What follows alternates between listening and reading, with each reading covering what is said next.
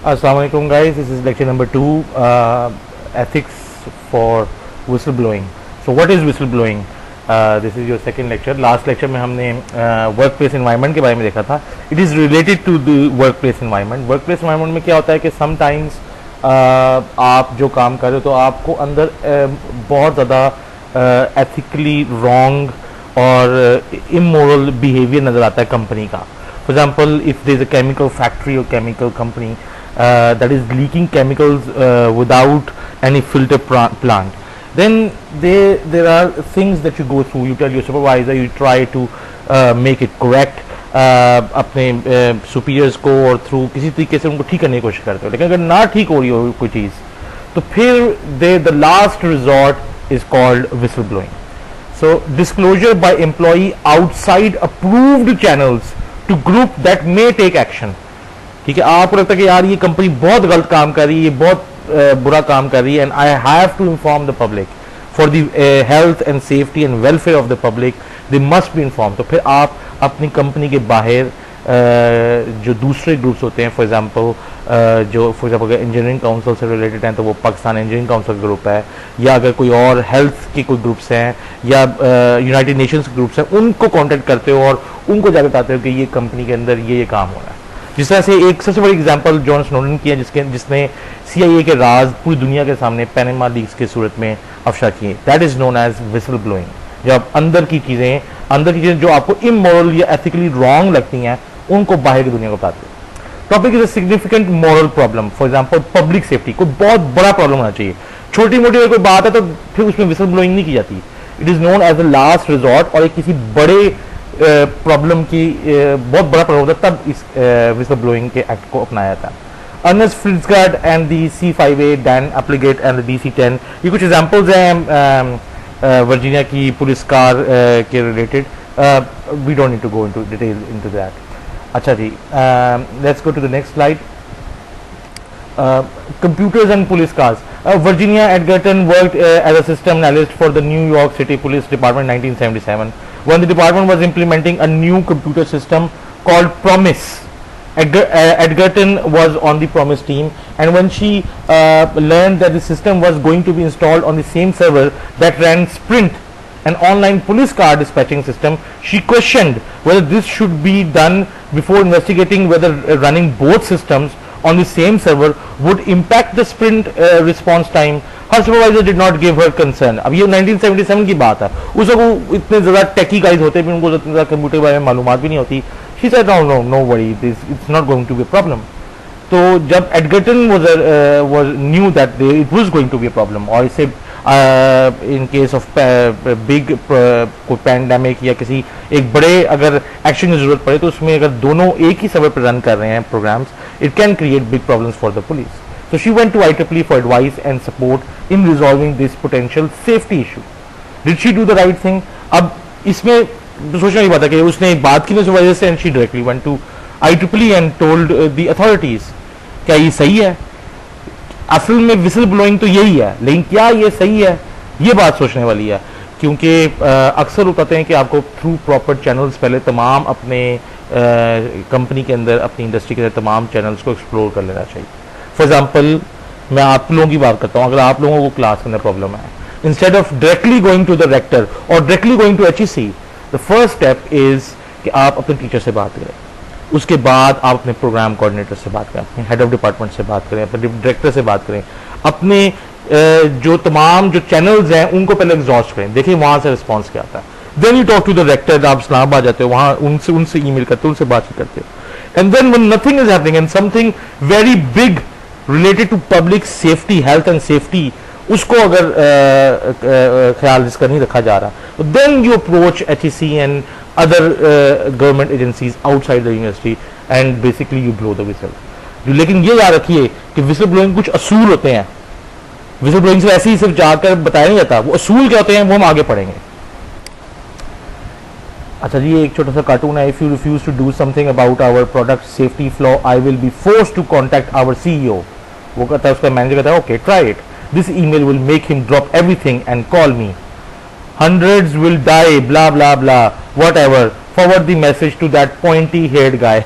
And ये बड़ा एक मजेदार सा जोक है, और यूजुअली होता भी यही है कि आप जाके अपने मैनेजर को, फॉर एग्जांपल आप मुझे एक छोटी सी एग्जांपल ले लें कि आपको मेरे खिलाफ कोई मसला है, ठीक है, टीचर के खिलाफ, तो आप मुझे आगे कहते हो कि सर आप ये काम सही नहीं कर रहे, ये सही करें वरना मैं ना जाके एचओडी को बता दूंगा। तो मैं कहता हूँ अच्छा जाओ जाओ बता दो। तो आप बड़े शौक से जाके ना एक ईमेल लिखते हैं एचओडी को, सर ये जो सर हैं डॉक्टर खुर्रम साहब ये काम सही नहीं कर रहे, ये देखें क्लास में बड़ा मसला हो रहा है, ये देखें सही नहीं कर रहे। आगे से एचओडी पढ़ता है, चलो भाई ये खुर्रम साहब को भेज दो ईमेल, वो he will send it back to me. तो ये यूजुअली होता भी है कंपनीज के अंदर कि you talk to the senior most director और director and the email comes back to your manager. अच्छा जी, moral guidelines for whistle blowing permissible and obligatory if actual और पोटेंशियल हार्म इज सीरियस। पहली चीज जो देखने वाली है कि जो उसकी वजह से कोई मसला हो रहा है वो कोई बहुत सीरियस मैटर है, ना कि आपका अपना पर्सनल मैटर है, ठीक है। पूरी पब्लिक के लिए, तमाम लोगों के लिए, तमाम बच्चों के लिए एक एक्चुअल एंड पोटेंशियल हार्म है। Harm is documented. उस हार्म को जो चीज बताई जा रही है वो सिर्फ सुनी सुनाई बात नहीं है कि दोस्त ने आके नहीं कहते कि यार चलो आप जाके शुगर लगाइए, ठीक है। उसको आपने डॉक्यूमेंट किया, उसके खिलाफ उसके अगर आपको कोर्ट में जाना पड़ जाए तो आपके उसके हक में पेश करने के लिए सबूत मौजूद हो, डॉक्यूमेंटेड प्रूफ हो आपके पास, ठीक है। Concerns have been reported to superiors. पहले आपने तमाम इंटरनल चैनल्स जो है अपने सुपरवाइजर्स, मैनेजर्स, डायरेक्टर्स, उन सबको एक्सप्लोर कर लिया, उन सबको बता दिया हुआ है। Then you go outside, directly आप बाहर नहीं पहुंच जाते। Do not get satisfaction, explore all other organization channels up to the top. Reasonable hope that whistle blowing will help prevent और रेमेडी द हार्म। और आपको थोड़ी सी हो भी उम्मीद कि यार चलो अगर मैं विसल ब्लो करूंगा तो वाकई कोई चेंज आने की उम्मीद भी है। अगर कोई उम्मीद नहीं है तो बस फिर आप अपना भी करियर बर्बाद कर रहे हो और पूरा सिस्टम बिला जा आप वो रॉबिनहुड बनने की कोशिश कर रहे हो, ठीक है। एग्जाम्पल चैलेंजर केस, एक चैलेंजर केस के बारे में बड़ी अच्छी एक केस स्टडी है, वो हम डिस्कस करेंगे। कॉमन सेंस प्रोसीजर, अच्छा इसके ना कुछ कॉमन सेंस प्रोसीजर्स हैं, कुछ एडिशनल कॉमन सेंस प्रोसीजर्स हैं, ठीक है। तो ये चीज़ें इंपॉर्टेंट हैं, ये आपने एक किस्म की ध्यान से सुननी और याद करनी है कि अगर आप विसल ब्लो करने जा रहे हैं कंपनी के अंदर तो ये आपको स्टेप्स इनके बारे में पता होना चाहिए। अच्छा जी, common sense procedures, accept in rare emergency, अगर बहुत ही कुछ शदीद इमरजेंसी के कल बम फटने वाला है, ठीक है, except in rare emergency work through channels. Know the rules for making appeals, तमाम आपको रूल्स एंड रेगुलेशंस का पता होना चाहिए। ऐसी उठ के खड़ी ना हो जब बाद में आके जाके ऊपर किसी अदालत में या किसी के सामने पहुंचे भाई ये तो आप कानूनन आप ही गलत कह रहे हो। You should know all the rules, no the rules for making appeals, B prompt in objecting, B tactful, लो की, अवॉइड गेटिंग इमोशनल। ये बड़ी इंपॉर्टेंट है, अक्सर लोग जज्बाती होकर विसल ब्लो करने लग पड़ते हैं। Stay professional, focus on objective issues, be considerate of feelings, avoid personal criticism. किसी बंदे को क्रिटिसाइज करने की बजाय अपने एचओडी को, अपने टीचर को, जो मसला है उसको फोकस करें, उसको आप उसके बारे में बताएं कि जी ये मसला है। किसी के आप किसी बंदे के खिलाफ नहीं आप खड़े, आप उस सिस्टम या उस फैक्ट को आप बयान करना चाह रहे हैं आगे। एडिशनल कॉमन सेंस अप्रोचेस क्या हैं? ये पांच जो थी, ये पांच वापस अगर हम जाएं तो ये पांच कॉमन सेंस प्रोसीजर्स हैं। Accept in rare emergency, work through channels, know the rules for making appeals, B prompt in objecting, B tactful, लो की, avoid getting emotional, B considerate of feelings, avoid personal attacks या personal criticism. Additional क्या है? Keep supervisors informed. अपने पहली चीज तो ये supervisor से डिस्कस तो करो, वही होता है आपको बता दे कि भाई आप गलत सोच रहे हो, ऐसा नहीं है, ये काम ऐसे ही होता है और ये देखिए कानून के मुताबिक हो रहा है। और आकर वो हो सॉरी मुझे तो पता ही नहीं था, मैं तो बिल्कुल ही जज्बाती हो रहा था, ठीक है। डिस्कशंस, मेमोज, इनके जरिए से ना एक आपके पास डॉक्यूमेंटेड प्रूफ भी आता है। बी एक्यूरेट, डॉक्यूमेंट एवरीथिंग, हर चीज का सबूत होना चाहिए। सबूत के बगैर आप जाएंगे तो कोई नहीं सुनेगा, ठीक है जी। कंसल्ट ट्रस्टेड कोलीग्स, अपने जो चंद एक आपके करीबी दोस्त हैं, कोलीग्स हैं, कंपेनियंस हैं, कॉलेजिएट्स हैं, पहले उनसे डिस्कस कर लें, कंसल्ट करें कि यार ये इस तरह से हो रहा है, तुम्हारा क्या ख्याल है इस बारे में। Before going outside, consult ethics committee of professional society, ठीक है जी। डिपार्टमेंट में आपको पता है एथिक्स कमेटी में मैं ही आता हूं, तो फिर आप पहले मेरे से कंसल्ट कर लें, फिर आप जाकर आप बाहर जाकर विसल ब्लो कीजिएगा। अच्छा, consult a lawyer, this is also very important कि अगर आप विसल ब्लो करने जा रहे हैं तो दैट मीन्स कि केस अब अदालत में जाएगा ही जाएगा, तो पहले उसके तमाम लीगल पहलुओं पे गौर कर लेना जरूरी है, ठीक है जी। तो ये 5 हैं। Keep supervisors informed, be accurate, consult trusted colleagues, before going outside consult ethics committee of professional society and consult a lawyer. तो ये 5 इंपॉर्टेंट हैं एडिशनल कॉमन सेंस अप्रोचेस, इनके बारे में आप देखिएगा। एक बार्ट की बड़ा बड़ा मशहूर ये वाक़या है बार्ट का, जिस तरह से आपको पता है उधर भी बन रही है, पेशावर में, एक लाहौर में बनी है मेट्रो। तो ये भी रैपिड एरिया ट्रांजिट सिस्टम है अमेरिका का, तो बे एरिया का, सैन फ्रांसिस्को का। तो उसके बारे में बड़ी मशहूर ये वो है केस स्टडी है, आपको अच्छी लगेगी। लिंक्स अच्छा ये बार्ट क्या, ये bay area rapid transit system है। Links San Francisco with cities across the bay, built with tax funds. सारी चीजें यहाँ पे भी जितना भी बना है सब शिवाजी शरीफ ने या इमरान खान ने तो नहीं बनाया, टैक्स फंड से बनती हैं सब चीजें। Had tremendous cost ओवररन्स and delays just like Peshawar Metro, attributed to introduction of innovative methods of communicating with individual trains and controlling them automatically. ठीक है जी। Plain fail-safe operation was replaced by complex redundancy schemes. Fail-safe systems have a train stop if something breaks down. Redundancy tries to keep trains running by switching faulted components to alternate ones. तो ये redundancy के methods हैं, तो उनको apply किया गया बजाय इसके कि ट्रेन को रोक दी जाए, उन्होंने कहा नहीं हम redundant methods अप्लाई करेंगे। Opportunity to build rail system from scratch unfeathered by old technology. ठीक है। Engineers felt too much experimentation was done without any safeguards. Safety का बहुत ख्याल रखा जा रहा था और हाई टेक्नोलॉजी बेस्ड चीज़ों के ऊपर ज़्यादा ध्यान दिया जा रहा था। 3 इंजीनियर्स, और ये जैसे ये रियल वाक़या है, 3 engineers Jotswang, Bruder and Blankenzy identified dangers only recognized by management much later. ये 3 इंजीनियर्स हैं पहले बहुत पहले कहते थे कि यार ये बहुत बड़े सेफ्टी इश्यूज आ रहे हैं, हम आपको बता रहे हैं ये आप सही नहीं कर रहे हैं, लेकिन मैनेजमेंट को बाद में काफ़ी ज़्यादा देर बाद जाकर इस बात का चला। उन्होंने क्या कहा, उनका कि unsafe automatic train control, testing and operator training इनएडिक्वेट, computer software problems pervasive, उस जमाने में इतने स्ट्रॉन्ग इतने अच्छे सॉफ्टवेयर नहीं थे, इनसफिशिएंट मॉनिटरिंग ऑफ कॉन्ट्रैक्टर्स, जो कॉन्ट्रैक्टर्स काम कर रहे थे वो उनकी सही मॉनिटरिंग नहीं हो रही थी। The 3 engineers wrote a number of memos and voiced their concerns to the employers and colleagues, even though none of them were not specifically assigned to the safety of the automatic control system. तो उन्होंने पहले से देख लिया था, और गोरे आपको पता है बड़े पक्के होते हैं इन मामले में, शिकायतें लगाने के मामले में। उन्होंने बड़े मेमोज लिखे लेकिन nobody was listening. Jotswang wrote an anonymous memo summarizing the problems and distributed it to nearly all levels of management. अच्छा इसने एक काम बस ये किया कि डर गया, ये इसने अपना नाम ही लिया, इसे anonymous बनकर इसने मेमोज लिखे। Memo argued for new systems engineering department.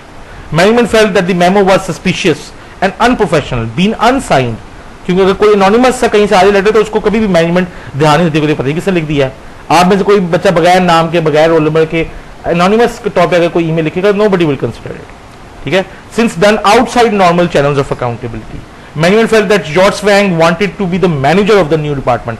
Maybe that's why ये भी sometimes लोग कहते हैं यार ये इसलिए गलती निकाला है क्योंकि इसने डायरेक्टर बनना है या इसने मैनेजर बनना है। The 3 engineers contacted members of BART's board of directors when their concerns were not taken seriously by lower levels of management. उन्होंने जब देखा कि low level of management उनकी बात नहीं सुन रही तो उन्होंने higher board of directors को भी contact किया। Management perspective on this was that they acted improperly since not an approved organizational channel. To get independent view, the engineers contacted a private engineering consultant. One BART director, D. Helix, listened and agreed to contact top management while keeping the engineer's name confidential. Helix released unsigned engineers' memos and the consultant report to the local newspaper. Management sought to locate source of Helix's information. Engineers lied about their involvement. और जब management को पता लगा कि helix को कैसे पता चला तो उस वक्त इंजीनियर्स ने झूठ बोला कि नहीं हमने तो नहीं बताया, हेलिक्स को कहीं और से पता चला। At Helix request, engineers later agreed to reveal themselves by going in front of the board of directors to try to remedy safety problems, but they were unable to convince the board of those problems. So engineers were given the option of resigning or being fired for insubordination, incompetence, lying to superiors, causing staff disruptions, failing to follow understood organizational procedures. Subsequent studies proved the safety judgments of the engineers were sound, they were right.